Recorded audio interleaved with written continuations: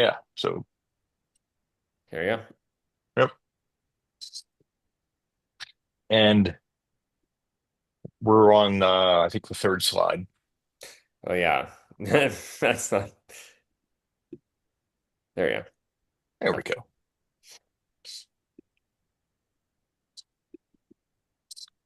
All right. Hey, welcome everybody. Welcome. We're just letting some folks in before we begin the presentation. We'll start in just a minute or two. But welcome. We're happy you're here.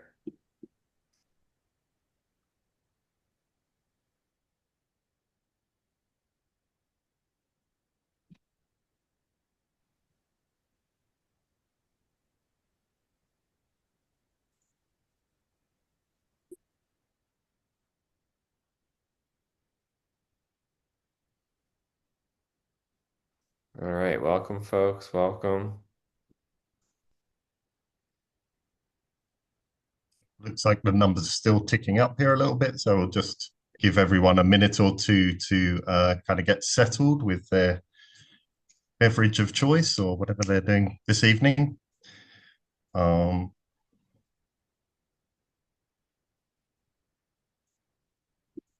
Yeah, we got a lot of folks coming in. This is great. Nice turnout.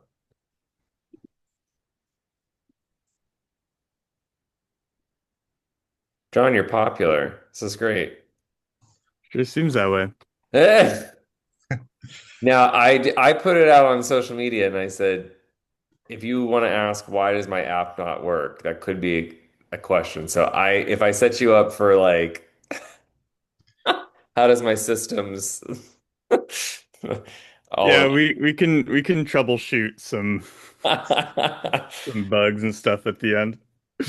when why did I my said it jokingly, but then I thought, uh-oh, wait a second. This could be an IT session. Yeah, if That's you want to ask John about why any of your records didn't get accepted over the last 20 years, right. he'll be happy to troubleshoot those in person for you. I think that's what you said when we were talking behind the scenes, John. Is that right? Yeah, Right. I'll tell you exactly why. That'll be the next 5 hours. Right. That's funny. So, welcome everybody. It's 7:02. I'm sure people will start to continue to trickle in here. I just want to kind of welcome everybody to the Pasadena Audubon Society June meeting. I'm the president of Pasadena Audubon Society, Luke Tiller. Um, this is a kind of special treat for me because I actually we get to have a talk today from someone I met in a Pasadena Audubon Society meeting probably 10, 15 years ago. John Garrett, it's wonderful to be able to have John back. He's a star alum of the Pasadena Audubon Society Young Birders Club. And I think we first met at John and Mickey's birding identification talk, which we have every fall, and it's still running today. So, real treat to have him here. We spent many times birding together, and probably as many times at Birds and Beers in Pasadena, a long running tradition that continues here at PAS. So, thanks for joining us tonight. Be exciting to hear. There's some new stuff that's just come out with eBird, so it'd be exciting to hear all about that from John. But I'll hand it over now to our ED, Jared, to kind of go through just some of the notes on what's coming up for Pasadena Audubon Society this month and beyond. All right, thanks, Luke. Yes, welcome everybody. I'm Jared Niger, the Executive Director of Pasadena Audubon Society. And I'm sure you can read, but what we're looking at here is a beautiful swallow-tailed kite making a West Coast appearance by Ken Malloy. So thank you, Ken, for sending this in. All right, so we've got a lot going on. This is a busy month. Okay, so first off, we're gonna start off with a sad news. I'm not sure. I mean, I think a lot of our folks have heard about the fire at the Arlington Garden.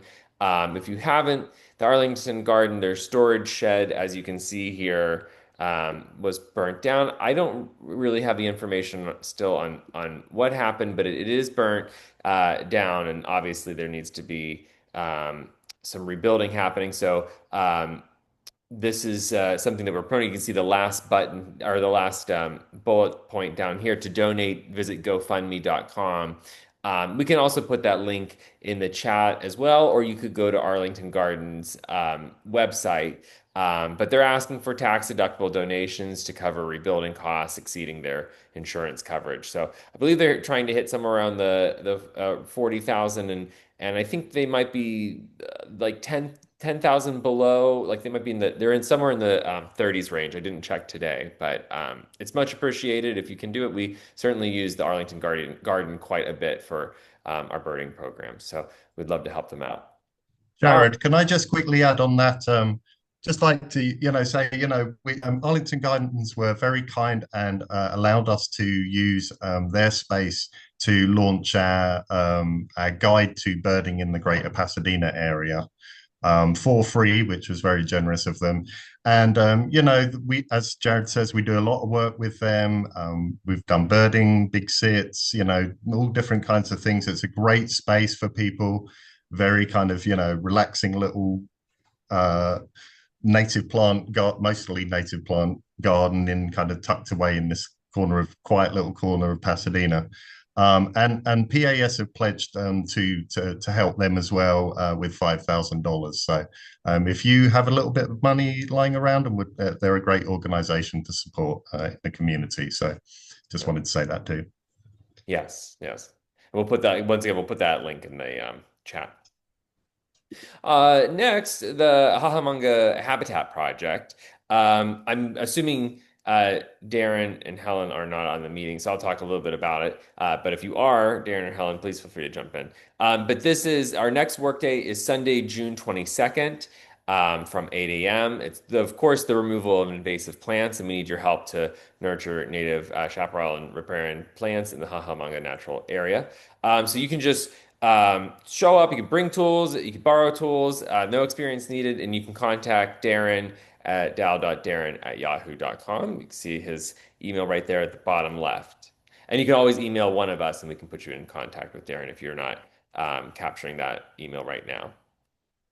Next is Birds and Beers. Now, this will continue throughout the summer, so you'll be able to join us anytime in July and August as well. So this next one is coming up next Wednesday, June 25th from 5 to 8 p.m. It's the Wild Parrot Brewing Company on East Colorado Boulevard. And Carl puts together these themes, and this one is a great one. It's a bird-themed pop song trivia, so that's I mean, why would you not show up to that? That's just very fun. So please come. And every pint we buy from Wild Parrot Brewing, they donate $1, and it really adds up. It's a really nice contribution we get every month. Okay, next. Sold out. Wow. Thanks everybody for wanting to attend our June banquet. This is really exciting. I'm so glad that it's going to be packed. We're doing it at the neighborhood Unitarian Universalist Church. It's right by the Gamble House. So just make sure that's the location. Obviously we had to change because of the Eaton Canyon Nature Center. But we're happy to have you, and we're also still, I think we're still able to take some photos if you want to submit. I think we're basically wrapped up there. But if you last minute, if you want to send anything in for our banquet slideshow, feel free. There's no guarantees we can fit everybody in because we're getting down to the last second. But please, if you have something you want to share, still email it in. Okay. The birds. We're showing the birds. This is a big moment for Pasadena Audubon Society. After 120 years of pushing, we finally did it. We are screening Alfred Hitchcock's The Birds along with the Gamble House. We're going to do it in their yard, and they're really doing a great job of that. They their yard's very beautiful, but then they have members of volunteers who love to make boxed meals. And some of them are retired chefs. So this is going to be good. You can find all this on the purchase ticket link there. It'll be on our website, and we'll have it on an e-blast coming out as well. But this is Saturday, September 6th from 5 to 9 p.m. Chris and I are going to be talking about the production of the film as well. There's so much history behind this movie, and we can't wait to see you there. Okay. Speaking of Chris, here's this. We've tried to give him an award last year and we missed him, but this year we got him. He has to be loved whether he likes it or not. So we're giving Chris the Longtime Hero Award, and this is the PAS Programs Chair.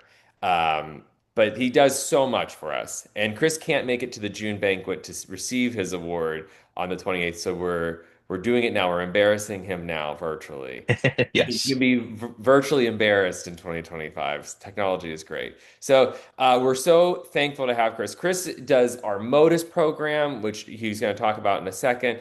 He works on our website. He's redesigning our website right now. He obviously is a board member, which requires quite a bit of time. And our programs chair, this is why we have great monthly meetings.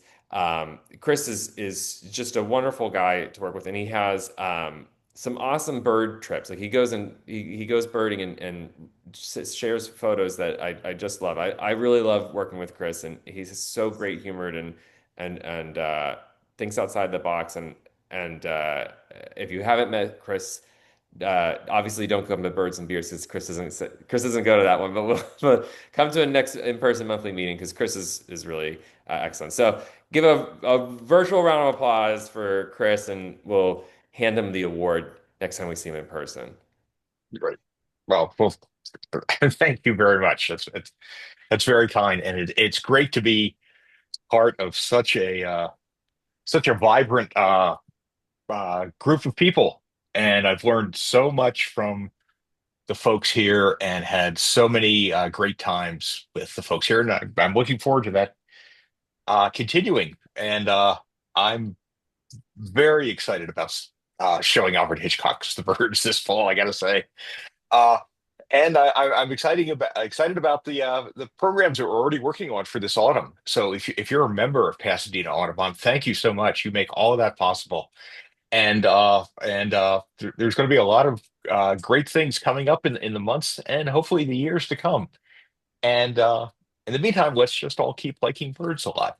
Yeah. Thank you all so much.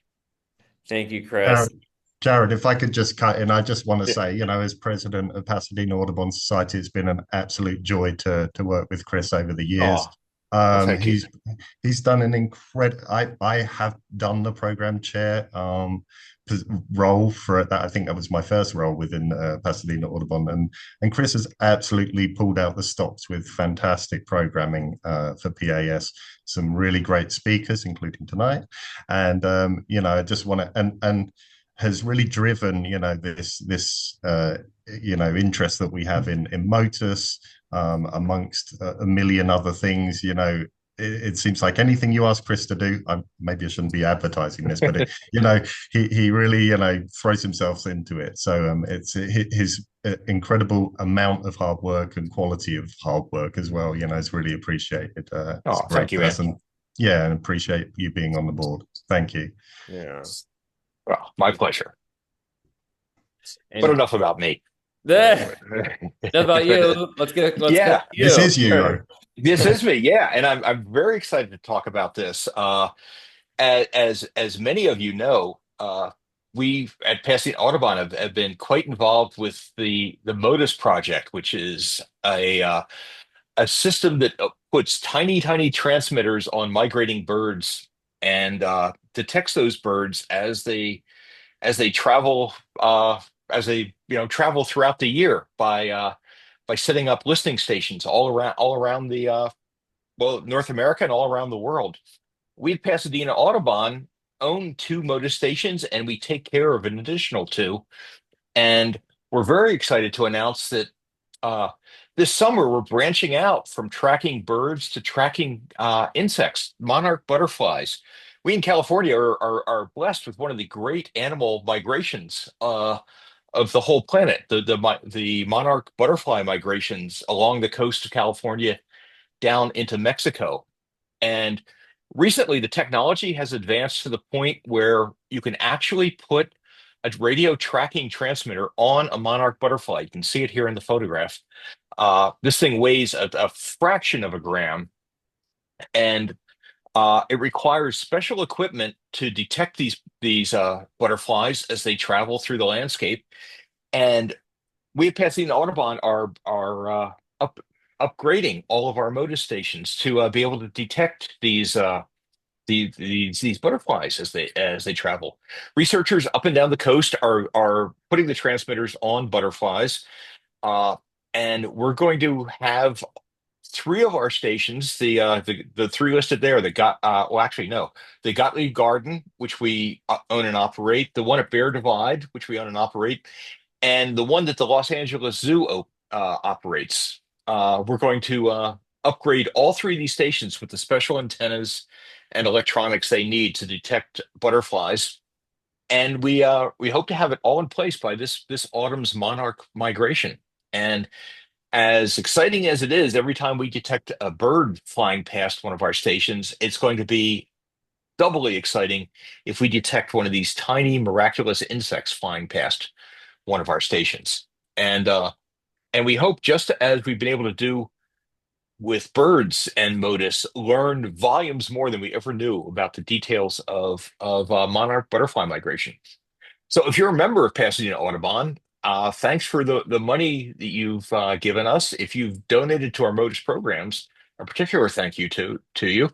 And we'll keep you updated as we build out these stations, and we'll sing it from the rooftops once we start detecting butterflies this fall. Yeah. Thank you, Chris. Yeah. Okay, we're almost wrapped up with our messages, and we'll get to John in just a moment. So, no monthly meetings in July or August, but you can always watch our previous meetings on our YouTube channel. You can find it on our website, or you could just search up Pasadena Audubon Society 101 or just Pasadena Audubon Society on YouTube, and you'll find us. And Chris, I'm going to come back to you now for Yep. tonight's program. Yeah, I'm very excited about this program, and just to follow up on that, this is a program that will show up on YouTube in just a few days. Tonight's guest has given us permission to record it, and this is a a subject we've wanted to do for a good while, and I think subject we'll all be very interested in. I've always thought there's been three big advances in the history of birding. The first happened a couple centuries ago when someone invented the binoculars. The second one happened a bit under a century ago when Roger Tory Peterson invented a easy to use field guide. And the third one happened just over 20 years ago when they invented eBird. And since its invention back in, I believe it was 2002, eBird has become absolutely indispensable to everyone from working ornithologists to the most casual backyard birder all around the world. And tonight we're thrilled to have someone that works at eBird, an expert in eBird and what goes on behind the scenes. Tonight's guest, John Garrett. And as Luke mentioned at the beginning, John Garrett is no stranger to Pasadena Audubon. He was a member when he lived here before he headed up to Cornell University, where eBird is located. And these days, he's the project coordinator at eBird, and he works on scaling the data as eBird continues to grow, and that involves coordinating eBird's team of reviewers. There's more than 2,000 reviewers all around the world that check your checklists. They're the ones that say no, you didn't see a penguin in Long Beach last week. Good try. And he also works on new projects, both on the website and the mobile stuff. And John has a bachelor's in ecology and evolutionary biology from UC Santa Cruz, and he's now working on his graduate degrees. And we're thrilled to have him here tonight. And just before I hand it over to you, John, I just want to mention to all the folks watching, if you have questions for John, throw them in the chat here, and we'll get to them. And with that, John Garrett, welcome. Take it away. Awesome. Thank you so much. It's so great to be here, and I'm seeing so many familiar names joining, uh, folks I haven't seen in quite a few years. It's really good to see that you're here. And I'll get my screen sharing. Doop doop doop.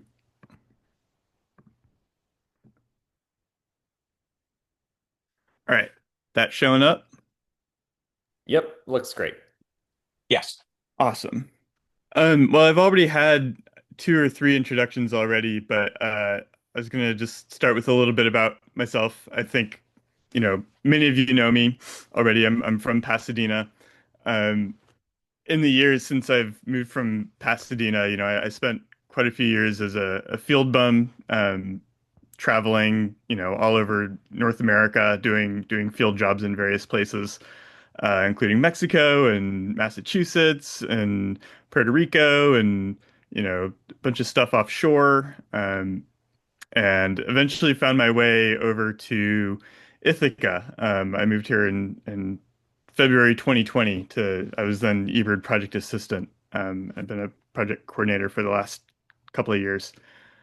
Um, so yeah, I just kind of wanted to start with here's some field notes from someone who was interested in birds.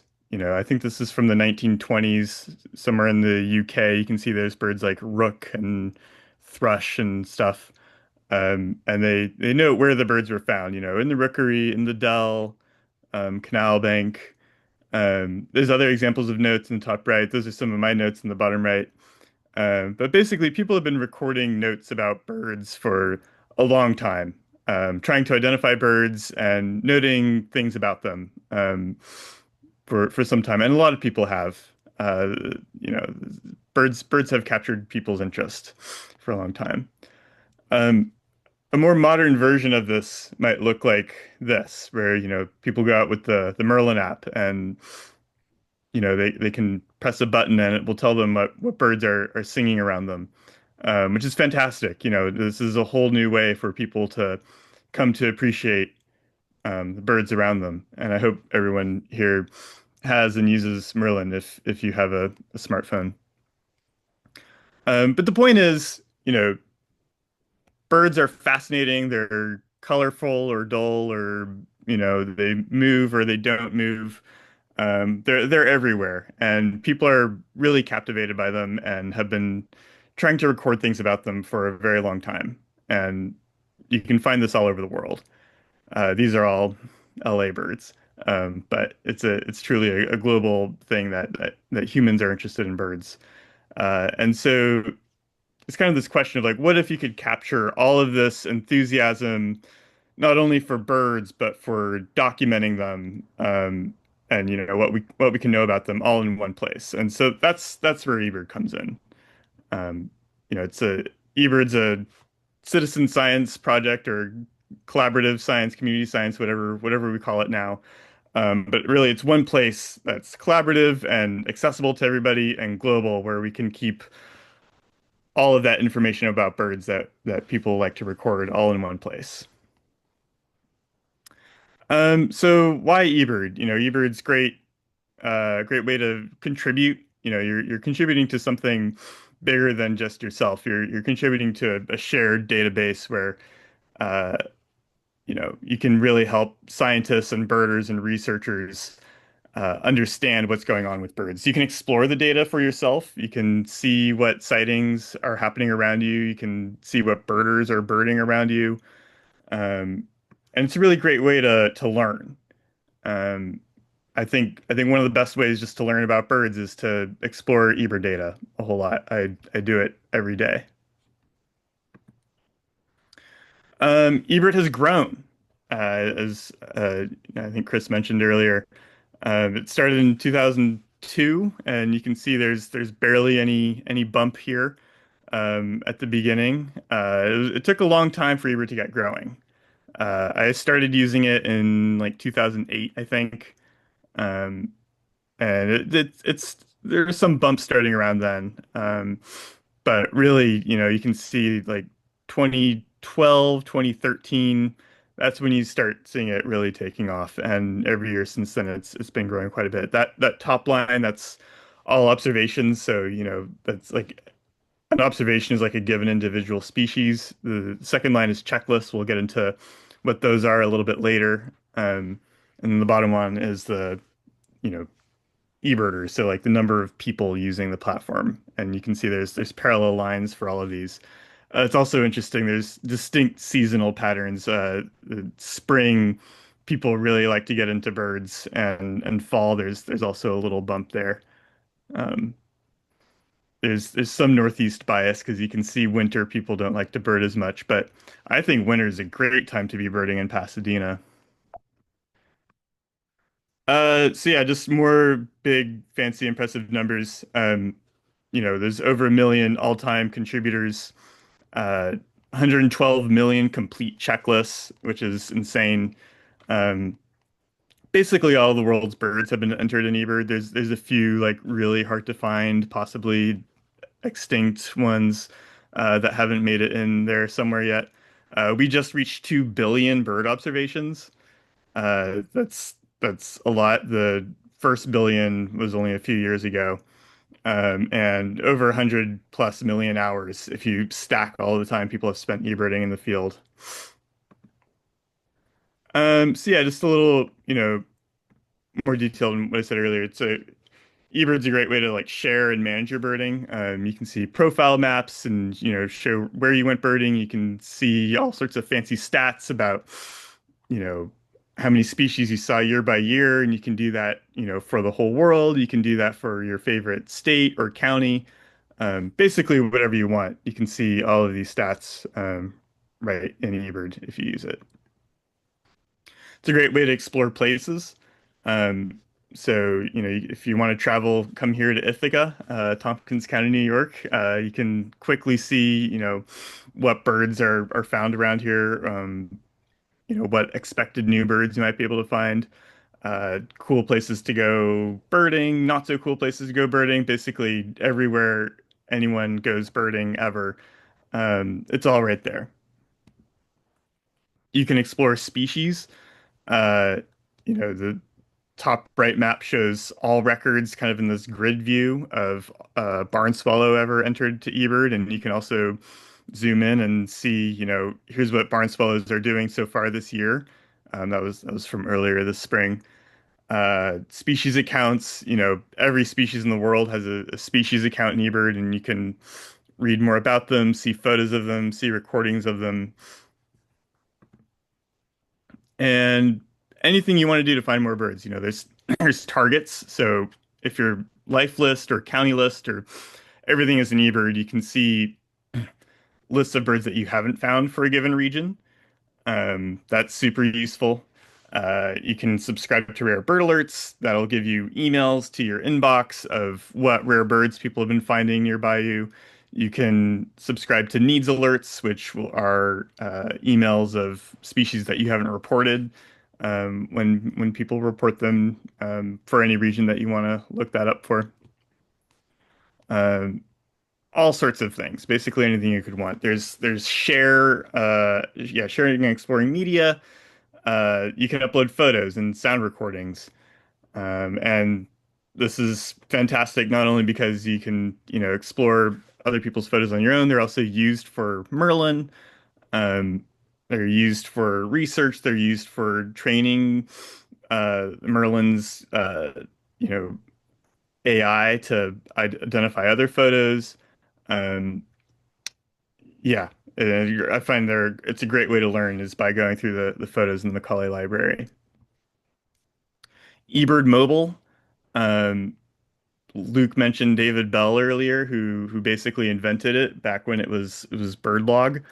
Um, but this makes it really easy to use eBird in the field, and instead of having to go home and re-enter your lists later, you can just make your list in the field, and we'll go through an example of that later.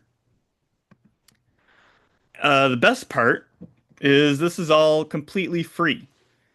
Um, you will never be charged a cent for anything within eBird, and that's really core to our mission. I think birding needs to be as accessible as possible.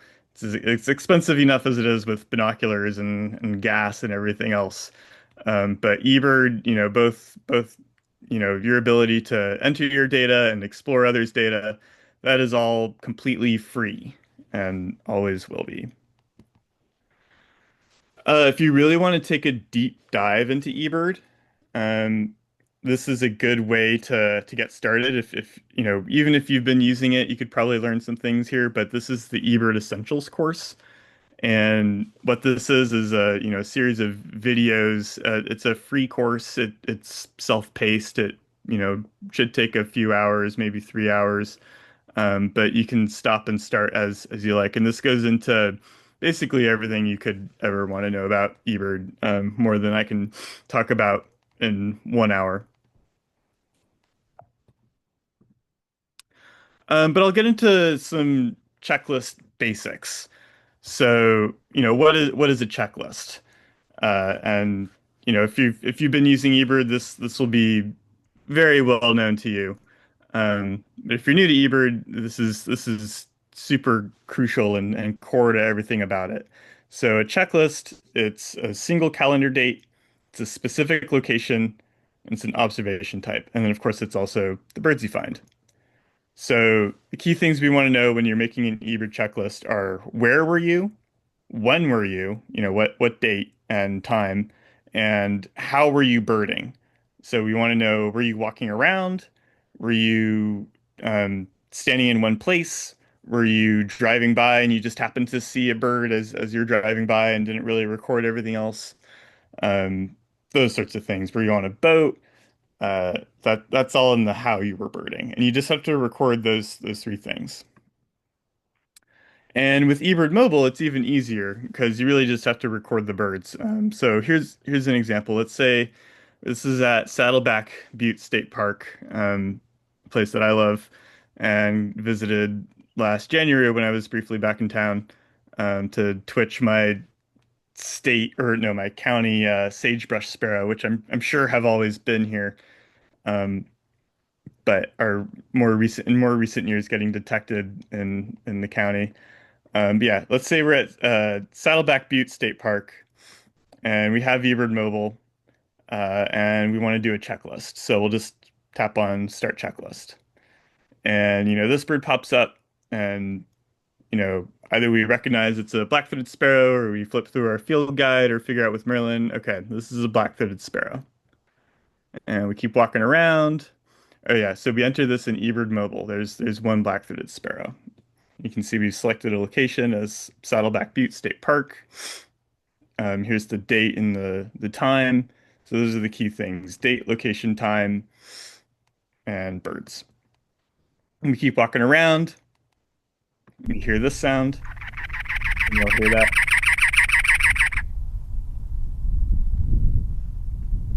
Trust me, you can all hear it. We worked in the demo. Yeah, we heard. Awesome. So we recognize that's a cactus wren, and maybe you need to use Merlin sound ID. That's okay, but you've checked the other sound recordings in Merlin to make sure you understand that's what it sounds like. Great. We figured out that's a cactus wren. Let's put that on the list. And we keep walking around, and maybe we encounter a dozen other species of birds. While we've been walking around, we've been making an eBird track. This eBird track will collect all of your other metadata for you. So the things like, the distance that you walked and the duration that you walked. So that's all part of the how. Um, if you don't have a track, you'll have to sort of calculate those things on your own. But if you have a track, that's all there for you, and we can know really precisely what that how was. Like, not just I walked for a mile, but I walked for 1.58 miles, and I went specifically here, here, here, and here, and then back along here. So the track is really great. And then the other really, really key question, that's part of the how is, did I do a complete checklist? And this is core to, I think, everything about eBird is the complete checklist question. And I think the complete checklist question, similar to what we were saying earlier about the things that changed birding the most, from field guides, and binoculars. I think it wasn't just eBird, it was also this complete checklist question, because that I think shaped how birders uh, thought about birding from, I went out and found some cool birds to I went out and I recorded every bird that I could identify. And that's what that means is this checklist everything I could identify.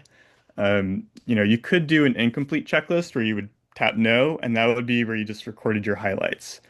But what makes eBird data really valuable is doing a complete checklist, because that gives a zero for basically everything else in the world. It doesn't mean that you detected every bird that was at Saddleback Butte State Park that day. That's not possible. No one can detect every bird anytime they're birding, not even the best birder in the world. Um, all it means is that you're affirming, yes, I'm reporting every bird that I could find and identify. So we put a lot together, and here's our checklist. There's the location, there's the date, there's the time, there's our track. The track is private only to you, but it's used by scientists. Um, and there's our species list with the numbers of how many we found at each place. You'll note you can add checklist media. That's a fairly new feature.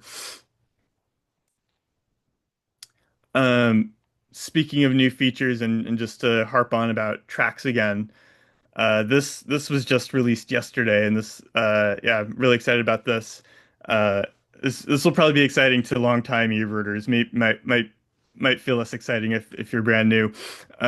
But what this does is, for the longest time, when you were running a track in eBird, if you went out a mile and back in the same direction, it would report 2 miles. And what we've done is we've made an algorithm that understands, if I've walked out a mile and back in the same direction, I've basically covered 1 mile of habitat. And so tracks going forward will be recording distance in that way, so we can understand how much of a place you actually covered, and how that correlates with the number of birds that you detected and found, which is super important. We'll get into why that is later. Um, so yeah, just to get back to like our one example checklist from Saddleback Butte State Park, that represents a list of birds in a specific place and time, um, what we could find in that particular situation. So with eBird, this is what happens when, everyone is doing it. And, with enough checklists like that, all around the world, we can start to build a better understanding of, what birds are doing and how many of them there are and how their populations are doing, by taking all of these complete checklists together. So each of these yellow dots is a complete eBird checklist, and I don't know, it's kind of fun to look at. You can see there's still a strong bias towards the U.S., but it's growing globally. In India, it's very popular. Um, Parts of South America and Australia and South Africa. All those little yellow dots in the ocean, those tend to be shipping lanes, that often have a birder sitting on them, but some are pelagics. You can see these, off of California, these cruises that go from San Diego to Vancouver. They tend to be like the princess cruises and stuff. But in recent years, birders have been taking over those. So yeah, just to summarize again what a checklist is, and basically how to eBird report every species you can identify to make it a complete checklist, include the birds that you've seen and or heard, get counts of birds. Um, Another thing I didn't talk about quite so specifically, limit the length and duration of each list. If you can do really short lists, that's especially valuable. If you do a list over the, course of 8 or 12 hours, that gives us less information about, what birds were doing and how many there were for a given place and time. It's still valuable, but shorter is even more valuable. And then document your rarities. If you find something cool, it doesn't mean you have to get a picture, but it certainly helps. And anything you can do to help us understand uh, how you identified what you did, the better. Uh, for people who've been using eBird for a while, or maybe you noticed this in the previous screenshots, I like to talk about this a little bit. What are these dots in eBird Mobile? So there's, the most birds don't have a dot next to them. Some have this little orange half-filled circle. Some have a red dot.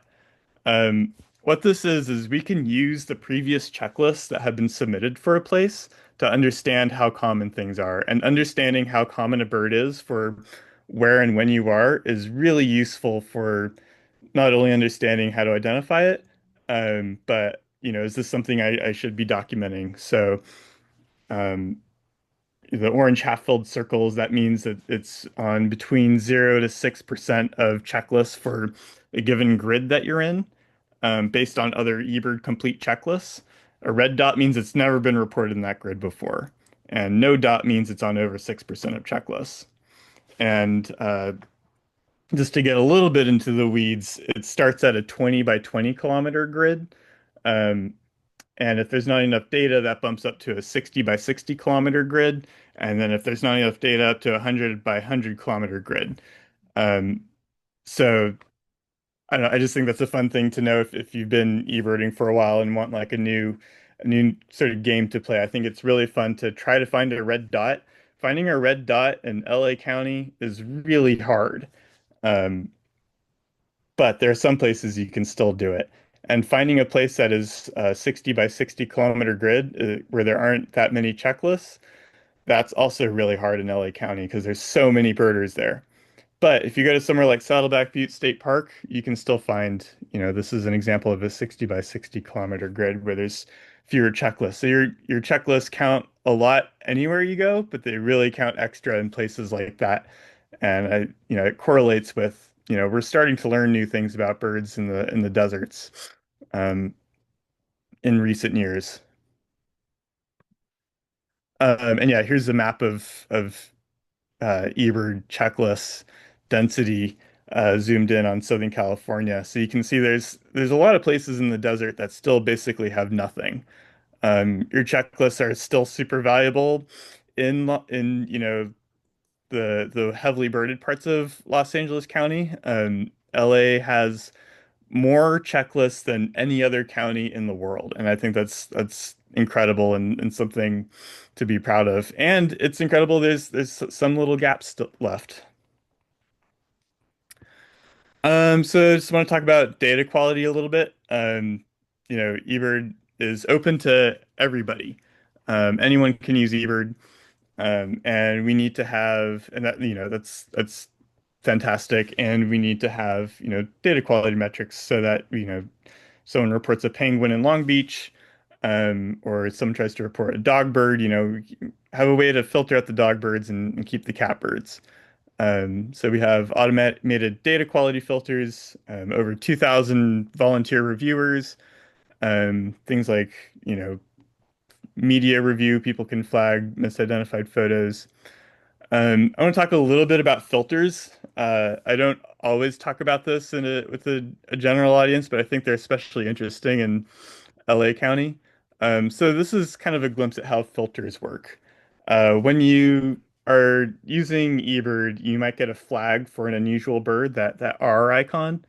Um, or you might get this exclamation point if you get a high count of something. And what this means is it tripped the filter. So this list on the left is, a list of birds for a given place. This is for coastal LA County. And if I enter more than 20 black-bellied plovers on this date, let's say this is in June, I enter 25 of them. That's bigger than this 20. That's going to give me this high count flag. If I enter more than 0 Pacific golden plovers, that's going to give me this R flag. And then you can see like killdeer, 75 is the number. I've only entered 2, so that's not going to flag.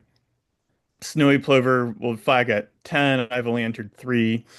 Uh, Hudsonian whimbrel flags at 20. I've only entered 5. So these all don't flag, and that's independent of, whether it's a red dot or an orange half-filled circle.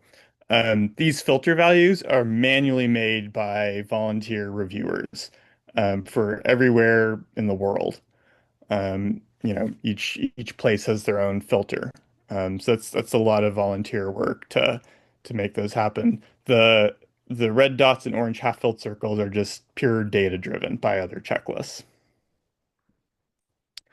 Um, and to get really into it, most places in the world have filters that are based on kind of the general region. So like, whether that's the state or the county, or in some places like the entire country will have a filter, that given list of birds and numbers at which they flag for different dates of the year. LA, since I'm from here, I get to treat it as a guinea pig for some upcoming features in eBird. This one is pretty technically complicated, and I don't expect it will be out soon, but it is out in LA currently. So what this is a way to have finer scale filters, that are smaller than the county level, where we've taken the whole world and divided it into these hexagonal grids. It's called the H3 grid system. It was actually built by Uber, but a lot of other technologies are using the same grid system well because it scales so well globally. Um, and we can make these smaller polygons. So like, bear divide is number 8 here, and that tends to get really different numbers of things when people are standing there counting birds than other places. So we can, have looser number limits for things at Bear Divide than other places. Or like the San Gabriel Mountains, we want to not flag things like pygmy nuthatch and white-headed woodpecker there, which we might want to flag in other places. So yeah, in LA, we're lucky to have kind of this much finer scale filter that flags things more appropriately than a lot of other places. I want to give a shout out to our review team. We have an awesome review team, in my opinion. You know, some of the most knowledgeable bird people that there are in the region, are the ones who, when something is flagged by a filter, they're the ones, uh, you know, seeing what needs more documentation and needs more follow-up with the observer, and what can be accepted. They work very quickly. Every time I look at the Los Angeles Rare Bird Alert, there's confirm, confirm, confirm, confirm, and that means they've been accepting record. They have, and I've been a part of this team. I still am. I do a lot less review these days, but I still do some. 254,000 records reviewed in LA County all time, and over 11,000 just this year. That's a ton of work. Um, and yeah, we're really lucky to have such a great team. Also, shout out to David Bell, who's our hotspot editor. If you and really talk about hotspots, but if you suggest a hotspot in eBird, which is a way to aggregate data, um, all into one place. David is the one managing that, and he's the one who invented BirdBlog, that became eBird Mobile. So shifting to what eBird Central manages, translations are a super important part of what we do. eBird is a global project. I think it feels like we spend a lot of our time thinking about how to translate everything these days. It's in the entire app and website have been translated into over 16 languages, and common bird names are also a huge thing that they've been translated into 109, I believe, languages and dialects. There's different versions of English and Spanish and French and whatnot. Um, but if you speak a language that isn't yet available in eBird, feel free to get in touch. Just want to talk about Merlin a little bit too. If you use Merlin, eBird powers it. So Merlin, it's an identification app. Big picture, like Merlin is for identifying birds, eBird's for reporting them. Um, and Merlin knows what birds are expected around where you are based on eBird data. So the more you use eBird, the better you can make Merlin for your area. If Merlin's giving, you know, funky suggestions sometimes. Submitting more eBird checklists can make Merlin even better, and submitting photos and sound recordings.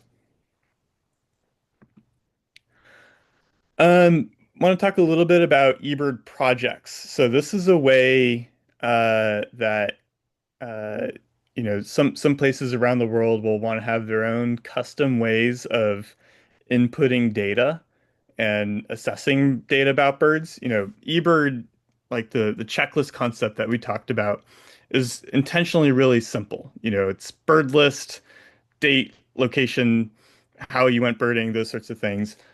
Sometimes local bird monitoring programs will want to collect other types of data as well. So, there's breeding bird atlases, which collect breeding codes. There's, specific shorebird surveys. There's the ProAlis in a lot of Latin America, which collects things like distance bands, how far a bird was away from you, which can help with other sorts of statistical analyses. Um, yeah, these are, special custom projects. Um, and you mostly don't have to worry about them. But I did want to mention breeding bird atlases are really cool. There's been one in New York for the last 4 years, when I've been here. There's one in Pennsylvania happening right now, and historically with breeding bird atlases and many to this day, what you eventually want to create is a book of you know species accounts with every breeding record for birds that were found over a 4 or 5 year period. Increasingly, a lot of bird atlases are happening through eBird. It makes a ton of sense because, we're already collecting a lot of the same data. All you have to do is start collecting breeding codes, and a lot of the infrastructure is here already. Um, and yeah, these are examples from Pennsylvania. Um, Really, really excited about California. It's going to be happening in a few years, I believe. Van Przylowski's getting that started. That's going to be a huge effort. Um, and yeah, that'll be really cool. Okay, so what can we do once we have all of these, billions of bird observations and millions of complete checklists? Uh, so we can start to do kind of a whole new level of science. Um, and here's a map of Swainson's thrush abundance, for example. And, we can do this for basically any North American bird and a lot of other birds around the world. What this is modeled data based on what had been the raw eBird data. Um, so, we can see on a much finer scale than ever before where Swainson's thrushes are abundant and how that varies through different places throughout the year. And you can do cool stuff like this. Here's an animation of Swainson's thrush migration based on eBird data, but modeled to things like habitat. And yeah, you can find all of these just by going to eBird and then clicking on the Science tab, and there's a way to explore species through there. I'll play it again just because I think it's cool.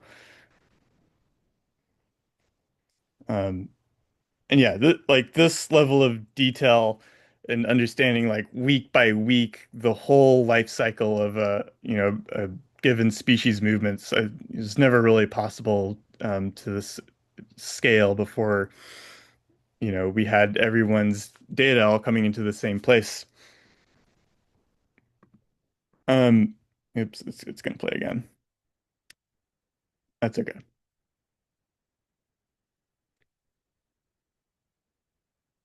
Should have like little music or something every time.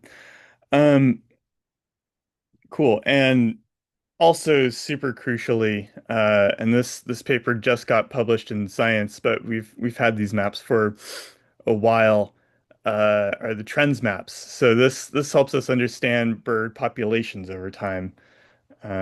So here's Swainson's thrushes from 2012 to 2022, and we can model in a similar way where their populations are increasing and decreasing. So the size of these dots means the size of the population, and the darkness of the dot means how much it's increasing or decreasing in that particular grid.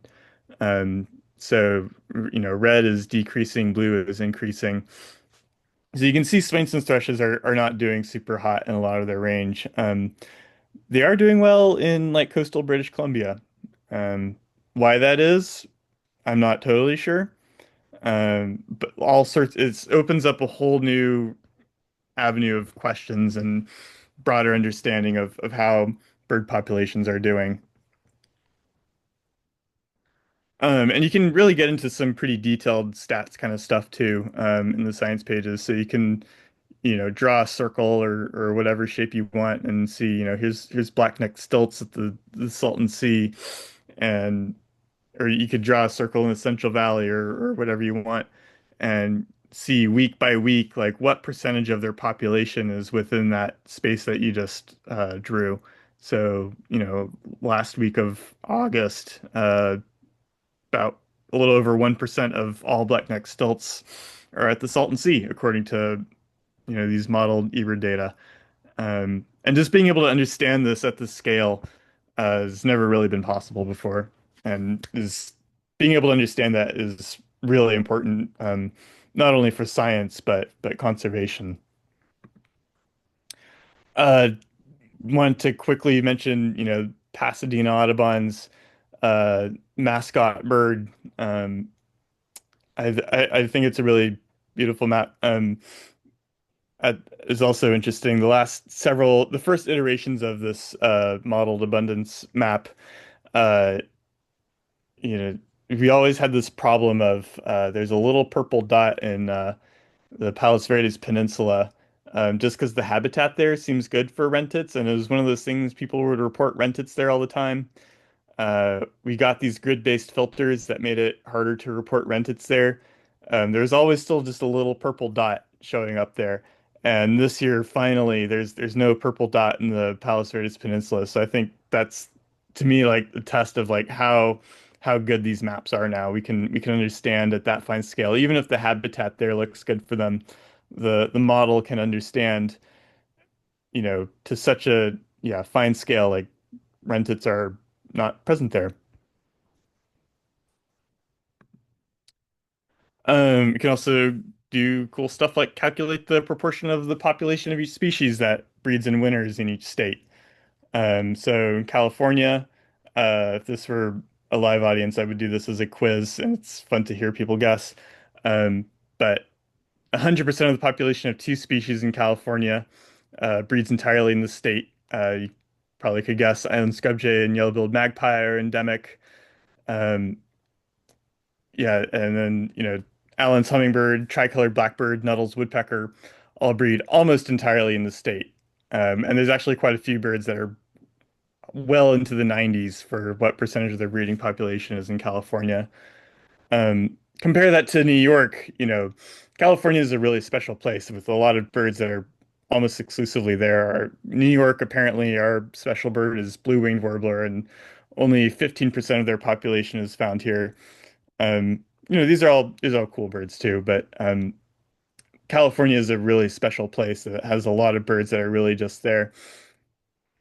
And these are the sorts of, patterns and things that we can just start to explore with eBird data and understand like, okay, if we want to protect these birds, we really need to protect, these places in California. And yeah, just hone in on tricolored blackbird and how eBird data can be used. Uh, this was a case where, tricolor blackbird, we've conservationists have known they're not doing great for quite a while. But it was always hard to get it state listed, just because there wasn't quite the right data to really show that convincingly. Um, and it was largely thanks to eBird and some other studies in conjunction, a bunch of banding studies with like survival analysis and nest monitoring. Um, all three of these sources kind of went into this integrated population model, and that helped us understand uh, the ways in which tricolored blackbirds were declining. So that's a pretty steep decline here.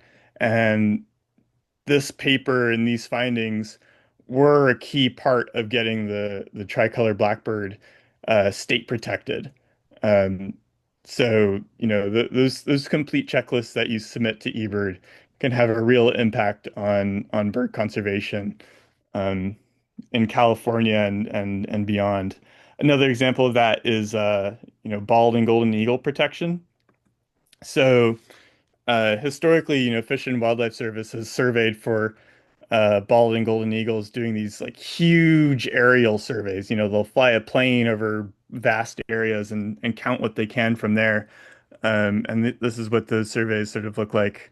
And they summarize the data in this way, these huge regional parts of Western US. And, darker is more important for the eagles and paler is less important. And that was kind of the scale at which they could understand these things because of the type of survey that they did. Um, what we did was compare that with eBird data.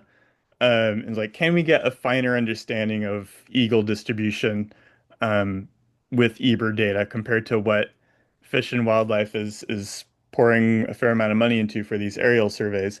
And we found that the data from eBird and these aerial surveys match up really well. I think the black lines are eBird and the green lines are from those aerial surveys. So we see these similar patterns, and I think that built the trust of Fish and Wildlife. Like eBird data are really good and can be used in a finer scale for understanding where these eagles are. So if you go to these survey results and combine them with eBird, now we can understand in a much finer scale where these eagles are, and this is used to determine where to install wind farm installations. So if you want to put up a big wind farm installation and not harm eagles, before you could only understand, okay, this big block, whatever that's called, number 16, uh, tends to have fewer eagles. So let's just put all the wind farms somewhere in there. Now we can understand with eBird data, okay, if we want to avoid eagles, we can put them in this really southern part of 16 or this far eastern part of 17 or this northern part of 10, and that will have less of a negative impact on eagle populations. Um, and yeah, wanted to leave time for questions. I don't know how I'm doing with that, but just want to say thank you to all of eBird's partners, all of eBird's supporters, reviewers, and all of you. Everyone who submits checklists to eBird. eBird could not do what it does, could not have impact on bird conservation, bird populations, on people caring about birds in the ways that it can without everyone who uses it. Um, and so thank you all, and I'll take any questions. Thank you so much, John. We do have a couple questions in the chat, and let me remind everyone again, if you have a question, anything to do with eBird at all, toss it into the chat. One question we have is, how do you enter old checklists? Someone asked about a checklist they have from 1977. Is that something you can do? Absolutely, yeah. Um, Old checklists are great, and we always want more of them. Um, the key things, like as long as you have a precise date, and you have a fairly specific location, something like Hanson Dam or preferably not like Southern California as your location. If you have something site specific and a date and a list of birds, you can absolutely enter that. There's a historical protocol. There's a help center article that describes exactly how to do all of this. Um, yeah, if you have like those key checklist basics that we mentioned, absolutely. Okay.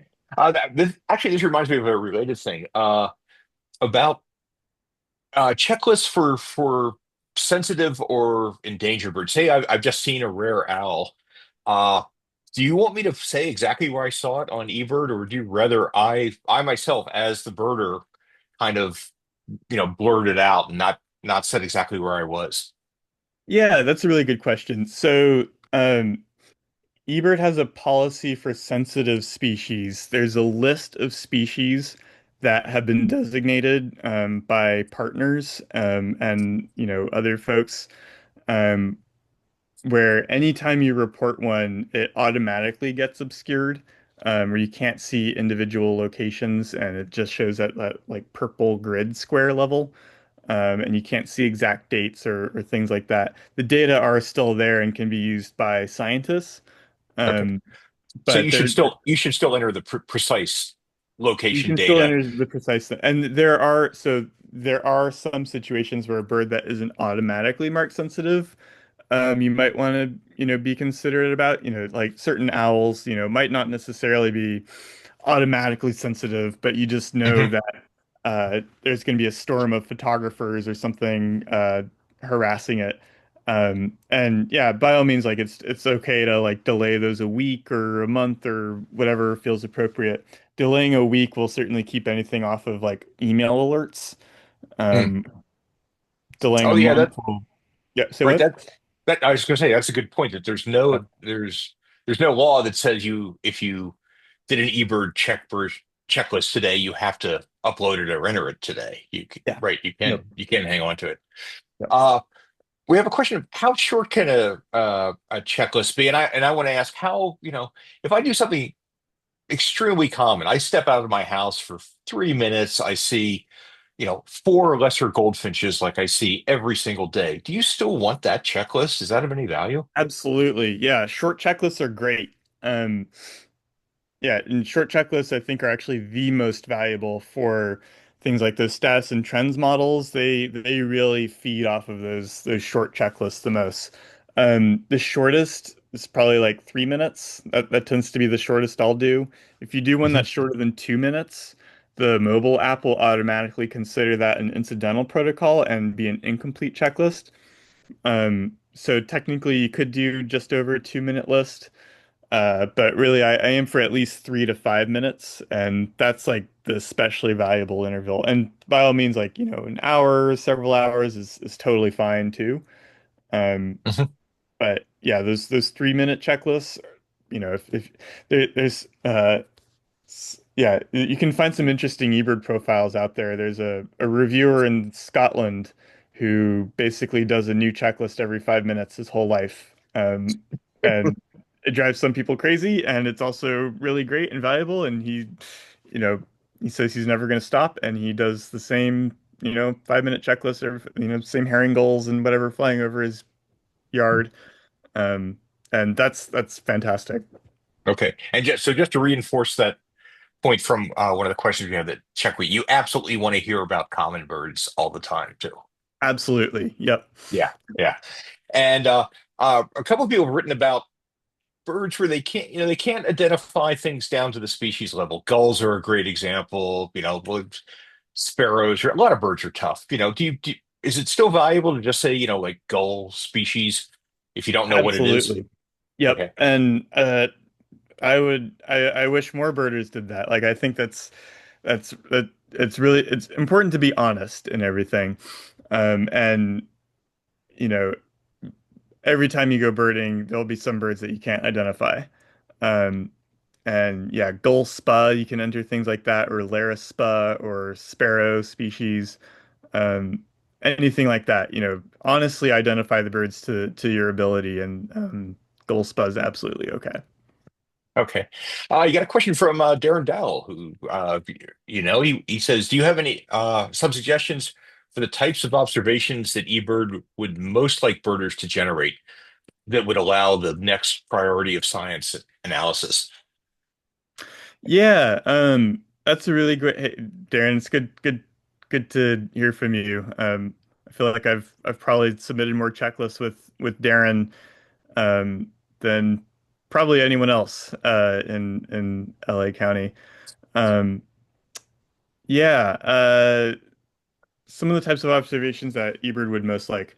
Um, in in my perspective, like the best thing you can do is find those data sparse regions.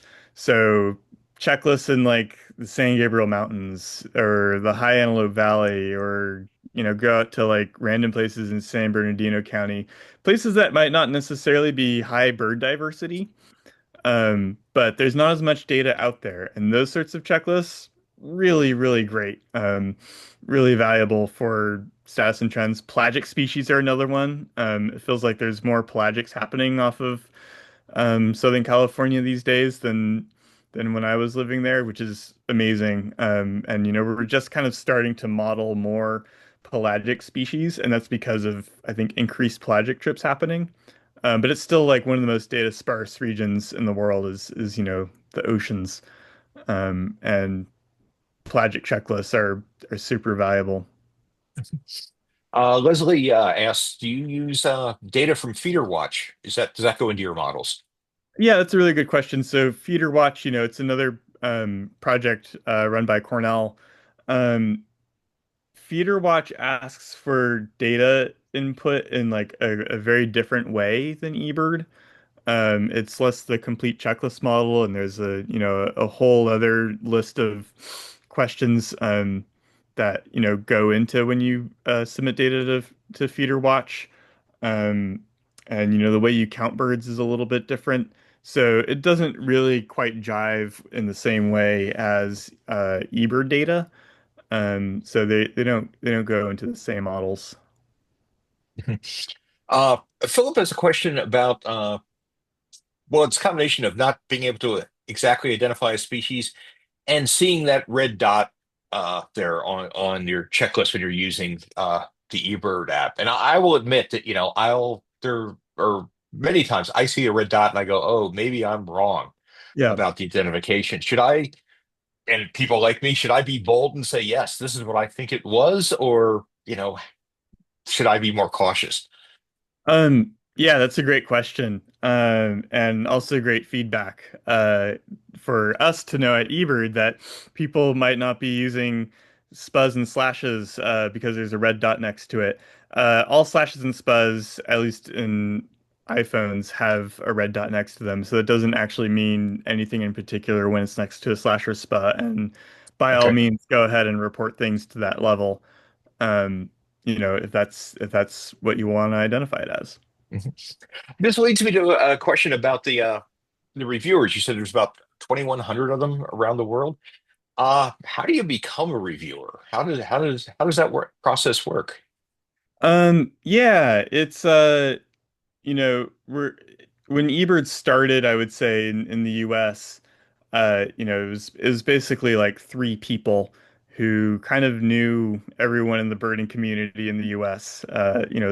Or Brian Sullivan, Marshall Iliff, and Chris Wood, and they had their tentacles in like enough of the birding community across North America that it was, I think, fairly straightforward for them to like know who the Kimball Garrett was for each region, Mhm.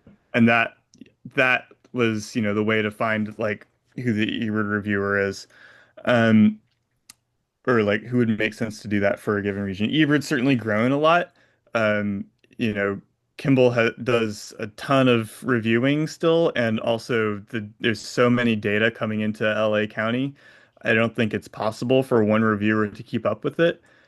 So we've worked as a team together to like, okay, Chris Dean has been submitting really great checklists and really gets this like data quality process and has a lot of time. It's so those are kind of the things. Is like, do they have the bird expertise? Do they have the time? And are they friendly? And if we can get all of those things in one person, um, that's amazing. Mhm. And that's what we look for in reviewers. All right. It gets a lot trickier globally. Oh yeah, I imagine. Yeah, Yeah, yeah. And yeah, it is impressive, at least here in LA, how quickly they turn things around. And I just want to say from personal experience that don't take it personally when you get an email from a reviewer saying you made a mistake. absolutely. Yeah, because everyone makes mistakes, and I take those. One is an opportunity to learn, and as kind of a, oh, thanks. Thanks for catching that. I It's get the reviewer emails too. yeah. Yeah, everyone, everyone at eBird gets those emails sometimes. And it's good. The key thing is to, it's not questioning like you or your skills as a birder. It's we want more documentation for this observation so it can be part of this permanent record. Yeah. Um, I got one just a week ago. It was in Iowa, and I entered a fish crow, and it's like a kind of unusual bird, not that unusual, but I said I had a recording and I hadn't uploaded it yet, and a reviewer was very quickly like, "Can you actually upload that recording so we can have this record documented?" It's like, okay, I'll actually upload the recording I got. And yeah, now it's part of the record, and it's much better documented than it would have been. Yeah, cool. And yeah, and it's, we forget sometimes that, birds are hard. Absolutely. No one ever gets them all. Alicia has another question, kind of the equivalent of the how long in time should your checklist be? How long in distance should your checklist be? Say you're birding by car, say through a wildlife refuge, and in a half an hour, maybe you cover a few miles. Would you rather when you get beyond a certain distance period, would you like a new checklist? Yeah, that's a really great question. There's a couple ways to answer it. Um, One is if there's established hotspots for a place, I do tend to like to use those. They can be if the hotspots are really well managed, like they are in LA County because we have David Bell. Um, that's often a really useful guide to understand if I'm in a new enough of a place to start doing a new list. Um, if you're not in a place, if with really good hot spots or just some random road somewhere in cornfields, or who knows what, habitat changes are a really good time to start doing a new checklist. The stats and trends models really pick up on when the habitat surrounding the track for a checklist. So if you're entering a new habitat, you'll get different birds that really helps stats and trends. Mhm. In terms of distance, uh, there's it vary that also varies by habitat. Like a longer checklist within like cornfields is probably more okay than if you're walking from, you know, Lake up the San Gabriel River to Santa Fe Dam, which might be an equivalent distance checklist. But But uh, passing through many different types of environment. Yeah, exactly. Yep. yeah, I see. Question from Alex here, our field trip leader. He says, in line with eBird Mobile as a development, do you see the potential for growth or collaboration with new frontiers, like the various state Discord channels that are using the eBird API for regional rare bird alerts? Yeah, hey Alex. Good to see you here. That's a great question. Um, yeah, I think there's a lot of priorities for eBird Mobile, and that's definitely a great idea. And would love to explore that one more. I think one of the challenges is, eBird is really a global platform, and we need whatever we build to work across, not only highly populated parts of, you know, California, but also like, you know, the Central Africa where there's nothing like Discord. Um, at the same time, like it is the thing that the birding community uses, and I think Discord has like really filled this perfect niche of real-time rare bird information and a lot of the like community chats and channels and things. And yeah, that's a great idea. I have a couple quick questions about eBird itself. eBird, as you mentioned, is free to enter data, free to use all the great resources. But how do you pay for eBird? Who's paying? Is it Cornell University paying the whole thing? How does this work? Yeah, that's a great question. So eBird is run, it's part of the Cornell Lab of Ornithology, which is, connected to Cornell University. But it's kind of its own unique thing, where we get money from Cornell University and but also like, grants that we pursue, and a lot of it's philanthropy. We have a and individual donations. So it's kind of like a hybrid part of the university and a nonprofit. Um, I don't really know many other organizations that operate in quite the same way it does.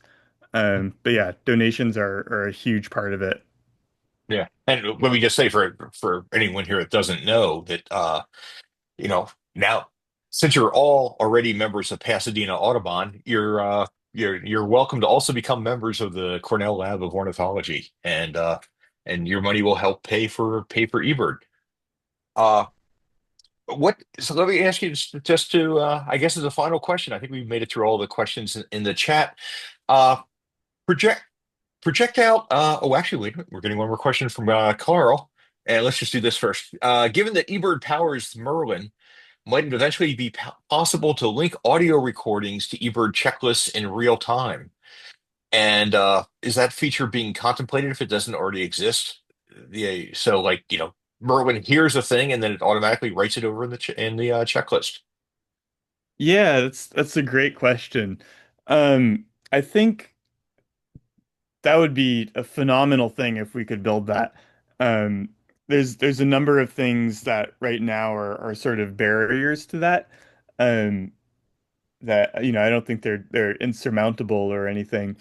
Um, but we really want when people upload recordings to trim to the focal species that you're trying to record, and also normalize the recording if you can. And there's, help center articles and eBirds and Macaulay Library's help center materials that explain how to do that. It's not as scary as it sounds. Mhm. But yeah, really just like trim and normalize and upload that to the species. Uh, you can record a soundscape, and we actually really want soundscapes. And I think we'll have more on that in the future, but that's a new part of the checklist media feature that we just built, where you can upload, photos of habitat. You can also upload recordings of soundscapes that don't have a particular focal bird. I see. Well, this leads me right to my final question. What do you see coming in eBird in the next few years? What's it going to look like in 5 or 10 years? Yeah, geez, we've had a bunch this year already from the tracks feature that just went out yesterday. We had projects was just released earlier this year.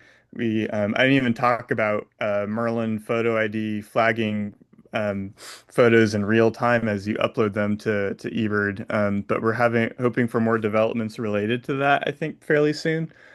Um, I mentioned grids a little bit. I think that's going to be a really key thing over the next few years is the ability to, in a much finer scale, flag in real time what birds are genuinely rare for a location and not just at the county or state level. Okay, John, thank you so much for giving us some time tonight. Everyone, if you don't use eBird, if you don't have the smartphone app, as John said, it's a free app and it's great. And thank you so much for coming. And this John's talk will be up on our YouTube channel in just a couple of days. And with that, I think Jared, back to you, man. Yeah, thanks, John. That was really awesome. And thanks everyone for coming and participating. Thank you, Chris, and congratulations again for your award. Folks, we won't see you in July and August on the meetings, but we'll be back in September. But if you miss us, we're not gone. We're just going to be at Birds and Beers on the fourth Wednesday of every month. And of course, that June banquet. If you want, we sold out, but if you want to volunteer and help us, that's the sneaky way to get in and still see the show. So, And of all course, right, we still have field trips throughout the oh summer too. yeah, how could I forget? Yeah, We still have field trips. yeah. So please go log onto our website and sign up. We have some exciting stuff for you all. So, all right, thank you so much and have a lovely summer if we don't see you until September. Thanks, everybody. Awesome. Thank you, everyone.